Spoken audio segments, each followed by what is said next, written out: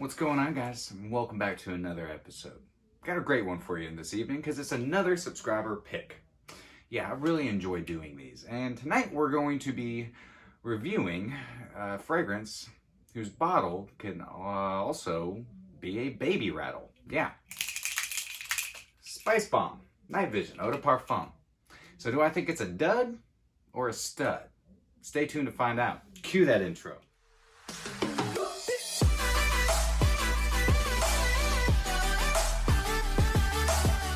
Welcome back, Fragrance family, to another episode of My Two Cents. My name is Brian, and this is the show all about boosting your confidence through the art of fragrance becoming a lasting scent memory. Guys, thank you so much for all my subscribers out there. You guys are freaking awesome, and thank you for inspiring me to do videos like this.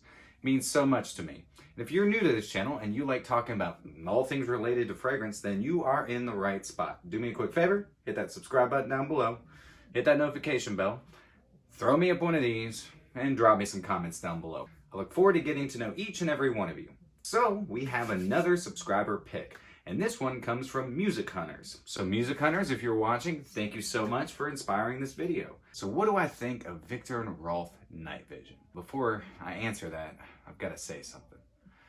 It's time to get into the whiffs and sniffs. So Viktor & Rolf have been around since 1969, and they have done a ton of fragrances, a ton. Mainly a lot of women's fragrances. And guys, if you haven't tried Flower Bomb, it's really good. So if you're looking to get your significant other something that's really awesome, check out Flower Bomb. We're not here to talk about Flower Bomb. So Viktor & Rolf started off the Spicebomb line in 2012 with Spicebomb. Yeah, the OG. Ginger, bergamot, tobacco, spicy, amazing fragrance. That is a huge, mass appealing attention getter. I love this fragrance. And then, just a few years later, in 2015, they came out with Extreme.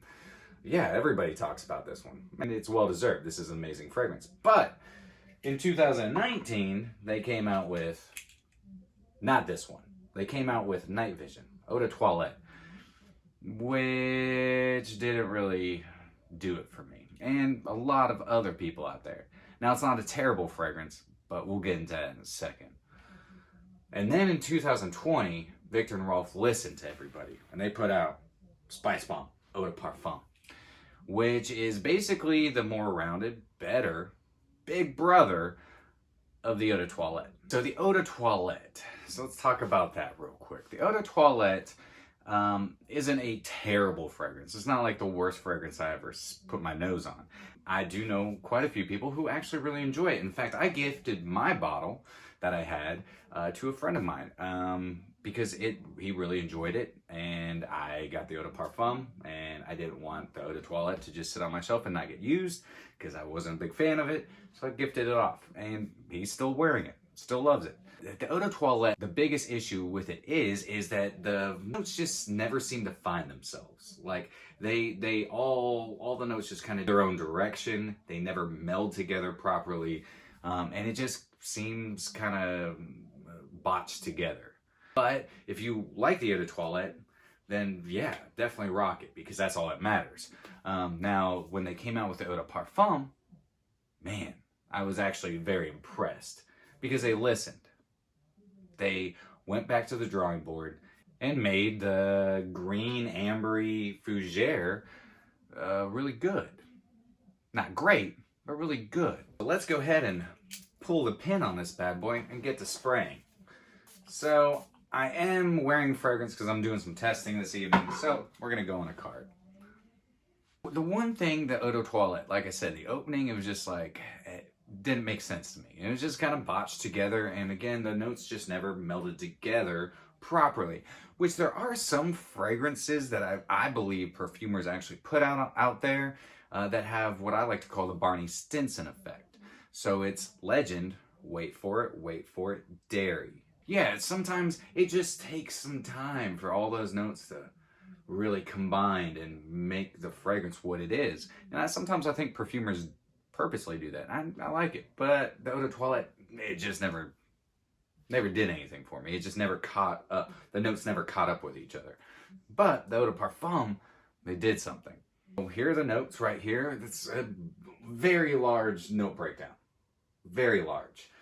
So the main players that I get are a nice kind of nutty green apple up top. Cardamom, some pepper. I think there's a chili pepper in this.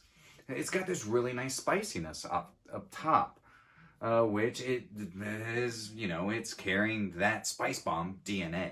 The Eau de Toilette, I didn't get as much of that original Spicebomb DNA, and what I did wasn't my favorite parts of the Spicebomb DNA. The lavender and clary sage and the heart, I kind of get right up top, along with a nice lemon and bergamot and all the spices. But the one thing that they did do here is they added some green notes, such as mint and rosemary. And I get more of the rosemary than I get anything. The mint is just kind of in the background, but it's doing its thing. And it's got a little mintiness to it, but I definitely get more of the rosemary, which I love rosemary.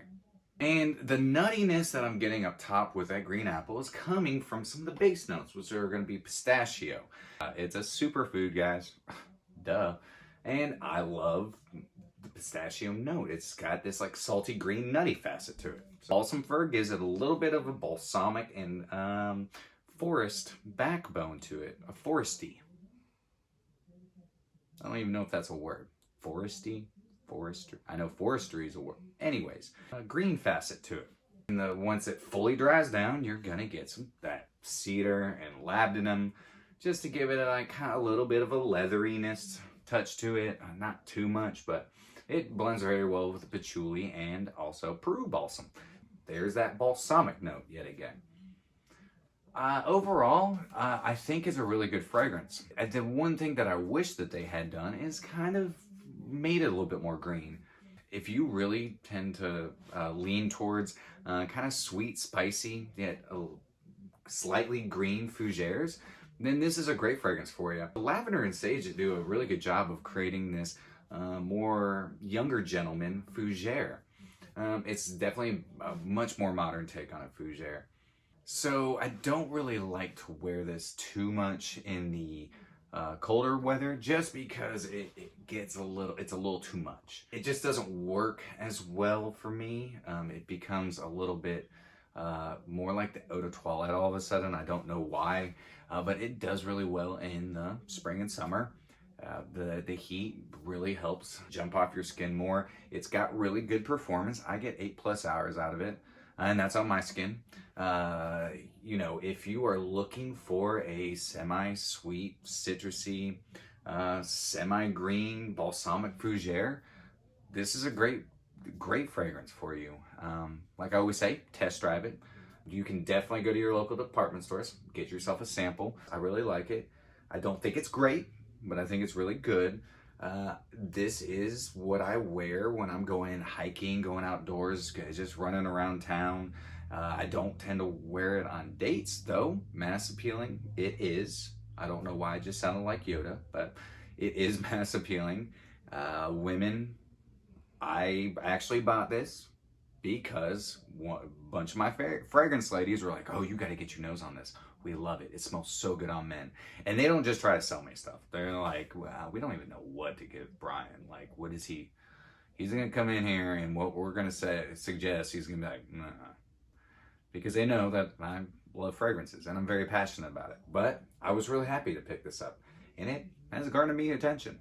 So, music hunters, yeah, I suggest Nightvision. I think it's a great fragrance. And for all you guys out there, let me know what you think about Nightvision. Let me know in the comments down below. I do think the name is kind of weird. I don't understand why it's called Nightvision, except for the fact that it's a black and green bottle. That's how you see in Nightvision. I don't know. Yeah. But yeah, I wish it was more green, but that's just me. I like green fragrances. My overall score on it, I give it a 6.75 out of 10.